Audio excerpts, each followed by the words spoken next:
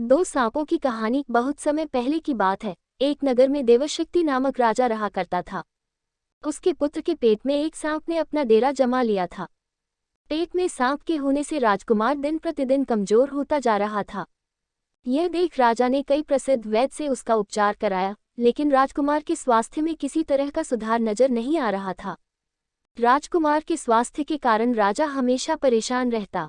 यह देखकर एक दिन राजकुमार अपने राज्य से दूर दूसरे राज्य में चला गया और मंदिर में भिखारी की तरह रहने लगा। राजकुमार जिस राज्य में गया था वहां बलि नामक राजा राज करता था। उसकी दो जवान बेटियां थीं। दोनों रोज सुबह अपने पिता का आशीर्वाद लेने जाती थीं। एक सुबह दोनों में एक बेटी ने राजा को प्रणाम करते हुए कहा, महाराज की जय हो, आपकी कृपा से ही संसार में सब सुखी हैं। वहीं दूसरी बेटी ने कहा, महाराजा, ईश्वर आपको आपके कर्मों का फल दे। यह सुनकर राजा क्रोधित हो जाता है और मंत्रियों को आदेश देता है, कठोर शब्द बोलने वाली इस लड़की की शादी किसी गरीब लड़के के साथ कर दो, ताकि ये अपने कर्मों का फल स्वयं चख ले। राजा के आदेश के चलते मंत्री मंदिर के पास बैठे भिखारी से उसकी शादी कर देते हैं। वह भिखारी वही राजकुमार था जिसके पेट में सांप ने डेरा बना रखा था। राजकुमारी उसे ही अपना पति मानकर सेवा करने लगती है। कुछ दिन बाद दोनों मंदिर छोड़कर दूसरे देश की यात्रा पर निकल जाते हैं, क्योंकि दोनों मंदिर में रहना सही नहीं समझते। सफर के दौरान रास्ते में राजकुमार थक जाता है और एक पेड़ के नीचे विश्राम करने लगता है।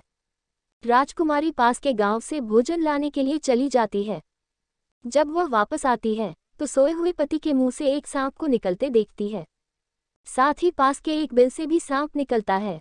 दोनों सांप बात करने लगते हैं, जिसे छिपकर राजकुमारी सुन लेती है। एक सांप कहता है, तुम इस राजकुमार के पेट में रहकर इसे तकलीफ क्यों दे रहे हो? साथ ही तुम खुद के जीवन को भी खतरे में डाल रहे हो। अगर किसी ने राजकुमार को जीरा और सरसों का सूप पिला दिया तो तुम्हारी मृत्यु हो जाएगी। फिर राजकुमार के मुंह से निकला सांप कहता है, तुम इस बिल में रखे सोने के घड़ों की रक्षा क्यों करते हैं, जो तुम्हारे किसी काम के नहीं हैं?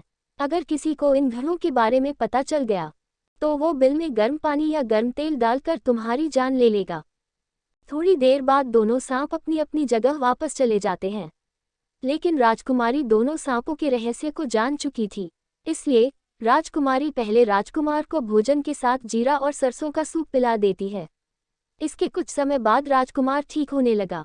फिर उसके बाद बिल में गर्म पानी और तेल डाल देती है, जिससे दूसरे सांप की भी मृत्यु हो जाती है। इसके बाद बिल में रखे सोने से भरे घड़े को बाहर निकालकर दोनों अपने शहर लौट जाते हैं। राजा देवशक्ति अपने बेटे और उसकी पत्नी का धूमधाम से स्वागत करता है। कहानी से सीख। इस कहानी से यह सीख मिलती है कि अगर कोई किसी का बुरा सोचता है तो उसका भी बुरा होना तय है। सांप ने राजकुमार का बुरा सोचा तो उल्टा उसका बुरा हुआ।